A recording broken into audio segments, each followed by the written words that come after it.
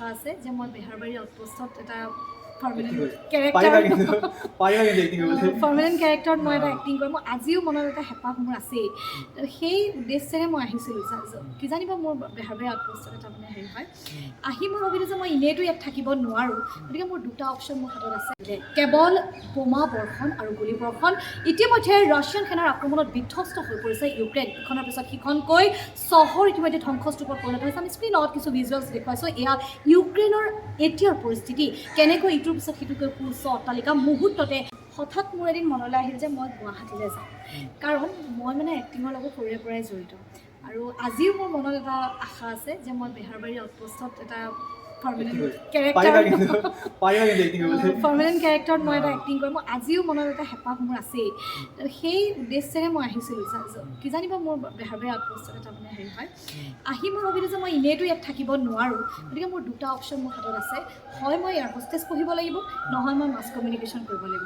সপোনতো কিন্তু ভবা নাছিলোঁ যে মোৰ এইটোৱে টাৰ্ণিং পইণ্ট হ'ব বুলি। মই এৰোপ্লেনখনলৈ চাওঁ, মোৰ ভয় লাগে হঠাৎ যদি বিস্ফোৰণ হৈ যায় কি হ'ব। মই ভাবিলোঁ যে নাই, খুব ছেফ এণ্ড ছিকিউৰ, মই মাছ কমটো কৰাটোৱে ভাল। সেই অনুপাতেহে মই মাছ কম কৰিবলৈ গৈছিলোঁ। তাৰপিছত মই আৰু এটা জানিছোঁ তোমাৰ বেয়া গুণ কি কি আছে?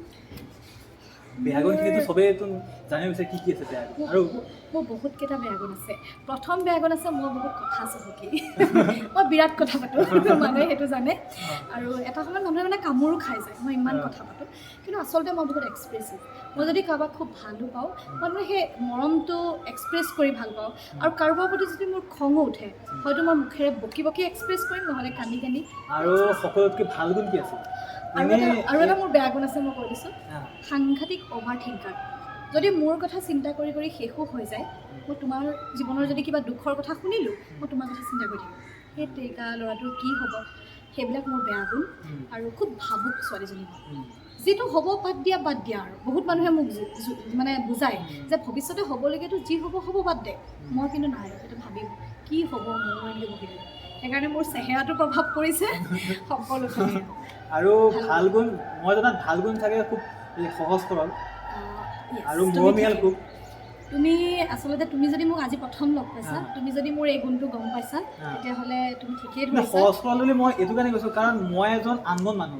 কাৰণ মোকতো ইউটিউবত কোনো চিনি নাপায়।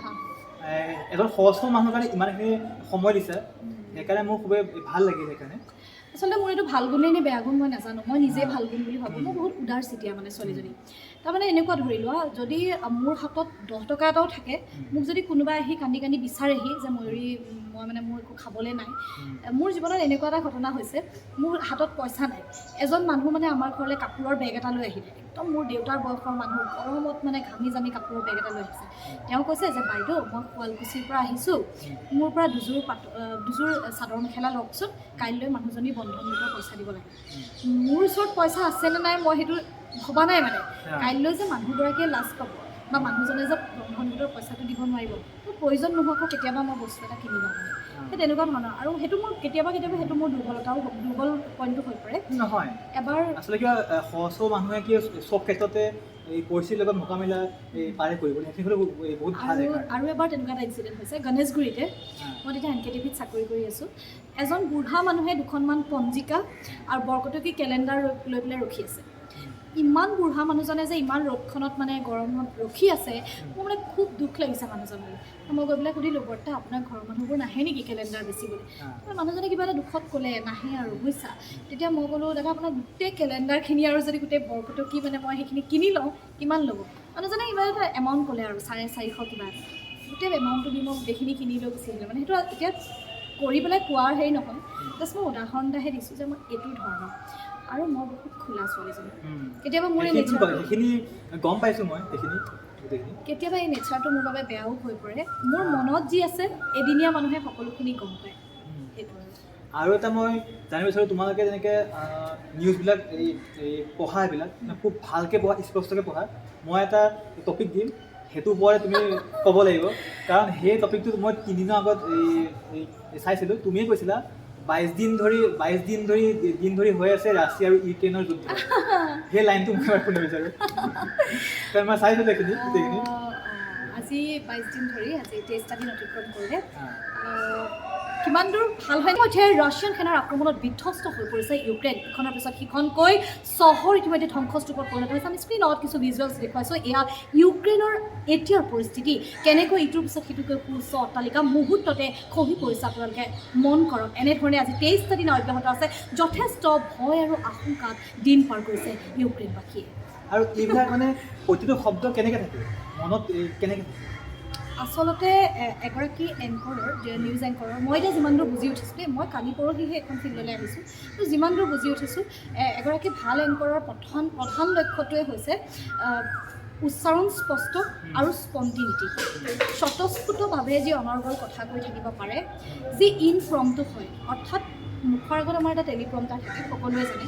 সেই টেলিপ্ৰম্পটাৰটোত এটা বিশেষ বিষয়ৰ মাত্ৰ দুটামান শব্দ বা দুটামান লাইন লিখি দিয়া থাকে। তাৰপিছত যদি কোনোবা এগৰাকী এংকৰে ঘেহাই ৰৈ যায়, তেতিয়াহ'লে সেইটো এংকৰৰ কিছু শিকিবলগীয়া থাকে, দুখ থাকে। যিগৰাকী এংকৰে সেই বিষয়টোৰ ওপৰতে স্পণ্টেনিয়াছলি অৰ্থাৎ স্বতঃস্ফূৰ্তভাৱে মানে কৈ যাব পাৰে, সেইটো এংকৰ এগৰাকী ভাল এংকৰ এগৰাকীৰ প্ৰধান লক্ষ্য। মই নিজেও তেনেকুৱা এংকৰে মোৰ খুব প্ৰিয়, যি টেলিপ্ৰম্পটাৰটো নহ'লেও এটা বিষয়ৰ ওপৰত অনৰ্গল কৈ থাকিব পাৰে। আৰু এটা বিচাৰোঁ, খাই কি ভাল পোৱা চব? প্ৰথম কথা মই মই জনাত কি বগৰী খাই খুব ভাল পোৱা চাগে।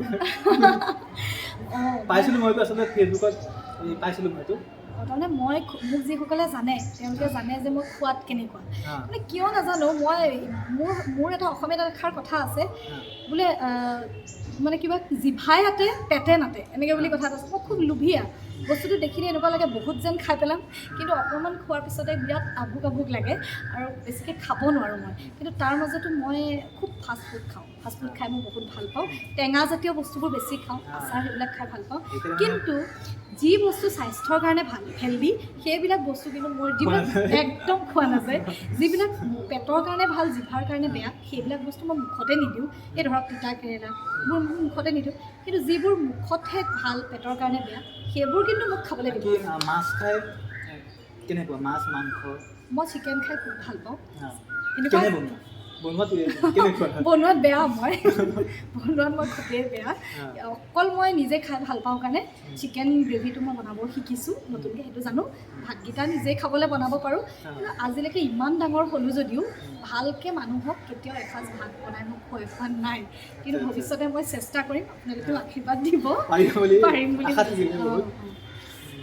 তাৰপিছত আৰু এতিয়া ভৱিষ্যত কেনেকুৱা, এই পৰিকল্পনা কেনেকুৱা ভৱিষ্যতে? মই যি কৰ্মই মই কৰি আছোঁ, সেই কৰ্মতে মই খুব ভালদৰে আগুৱাই যাব বিচাৰোঁ। আচলতে মানুহৰ শিকাৰ অন্ত নাই, মই গোটেই কথাখিনি খুব ভালদৰে শিকিব বিচাৰোঁ। নজনাখিনি মই প্ৰতি মুহূৰ্তত শিকিব বিচাৰোঁ। আৰু আচলতে মই খুজি শিকিব বিচাৰোঁ, মানুহক সুধি যে এইটো কি সেইটো কি। প্ৰতিটো কনচেপ্ট যদি মোৰ ক্লিয়াৰ থাকে, তেতিয়াহে মই এখন ভালকৈ নিউজ পঢ়িব পাৰিম। কাৰণ এঘণ্টা সময় দৰ্শকে মোৰ ওপৰত ভৰসা কৰিয়ে নিউজখন চাই থাকে। মই যিয়ে ক'ম সেইটোৱে শুদ্ধ হ'ব লাগিব। গতিকে শুদ্ধ কনচেপ্টটো যদি ময়েই নাজানো, তেতিয়াহ'লে জানো মই ভাল হেৰি কৰিব পাৰিম, সেইটোতো সম্ভৱ নহ'ব। গতিকে মই সকলো বিষয়ে ভালকৈ অধ্যয়ন কৰিব বিচাৰোঁ, জ্ঞান ল'ব বিচাৰোঁ, এগৰাকী ভাল এংকৰ হ'ব বিচাৰোঁ। মই সিমানেই থাকিল বহুত, আৰু ভাল হওক, আগুৱাই যোৱা।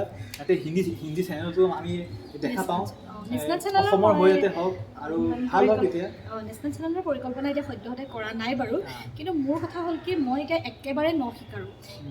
এই ক্ষেত্ৰখনৰ বাবে মই এটা নিউ বৰ্ণ বেবী। মোক মানে মানুহে আঙুলি ধৰি এতিয়া শিকাইছে বস্তুখিনি। গতিকে মই এনেকুৱা হওক যাতে গোটেই বস্তুখিনি মই আয়ত্ব কৰিব পাৰোঁ। বৰ্তমান মোৰ সেইটোৱে। ঠিক আছে, এতিয়া তোমাক ধন্যবাদ জনাইছোঁ বাৰু। তাৰপিছতে আমি আকৌ লগ পোৱাৰ প্ৰতিশ্ৰুতি। ঠিক আছে, ধন্যবাদ।